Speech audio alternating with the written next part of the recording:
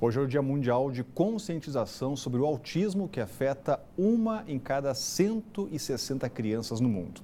O chamado transtorno do espectro autista geralmente tem início na infância e pode persistir até e durar a adolescência e a vida toda. Embora algumas pessoas com o transtorno possam viver de forma independente, outras têm graves incapacidades e necessitam de cuidados e apoio ao longo da vida. E para falar sobre este assunto, nós convidamos o psiquiatra infantil e especialista em autismo, Tiago Blanco. Doutor, obrigado pela presença aqui no Band Cidade. Começando esse bate-papo importante, como os papais, mamães podem identificar o autismo no recém-nascido, no bebê. Boa tarde, Orengo. Boa tarde quem nos assiste. O autismo é uma doença crônica, uma doença do desenvolvimento que acompanha a criança desde das suas fases bem iniciais do desenvolvimento. Então, desde muito precocemente, dá para a gente reconhecer alguns sinais de alerta. O diagnóstico, obviamente, precisa de algum tempo para ser feito.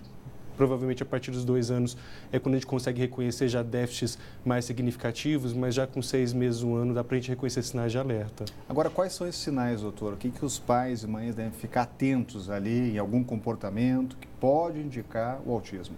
Veja, o autismo ele tem déficits em 3 dimensões principais. Uma delas é a linguagem, capacidade de comunicação verbal, a outra diz respeito à interação social, a capacidade de relacionar com outras pessoas, sobretudo numa questão que a gente chama de reciprocidade, que é importante na relação entre 2 pessoas, e comportamentos ou interesses muito específicos, a gente nomeia isso como estereotipia ou interesses estereotipados. Então, quando a criança, por exemplo, aos 6 meses de idade, a gente já espera que ela tenha um sorriso social, que quando a mãe faz alguma brincadeira ou o pai, a criança já sorri, e a criança eventualmente não tem esse comportamento, isso é um sinal de alerta. Assim como também com 1 ano de idade, espera-se que a criança já chame a atenção dos pais, que ela já busque o contato, né, que ela já tente, na verdade, atrair a mãe para estar com ela e já começa a expressar as primeiras palavras. Se também não faz isso com 12 meses, é sinal de que a gente precisa de algum tipo de observação especial.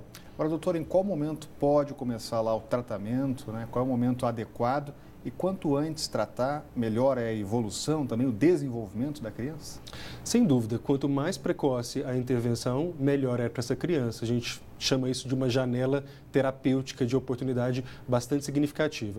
Então, quando a gente reconhece, na verdade, qualquer déficit de interação social ou na comunicação, ainda que muito precoce e insuficiente para dar o diagnóstico de autismo, nós já indicamos a intervenção, sim, com profissionais que trabalham nesse campo, principalmente professores, fonoaudiólogos e psicólogos vão fazer a intervenção nessa fase muito precoce do desenvolvimento. Agora, doutor, a gente sabe que existe muito estigma ainda, né? Quando se fala que a pessoa tem autismo, as pessoas já imediatamente pensam que a pessoa pode ficar incapacitada ou vai ter que ficar ali numa dependência ao longo de toda a vida. A medicina conseguiu evoluir já para ajudar no tratamento, tornar os autistas mais independentes? O autismo é muito variável porque é um espectro e aí caracteriza pessoas com déficits discretos e outras pessoas com déficits muito significativos.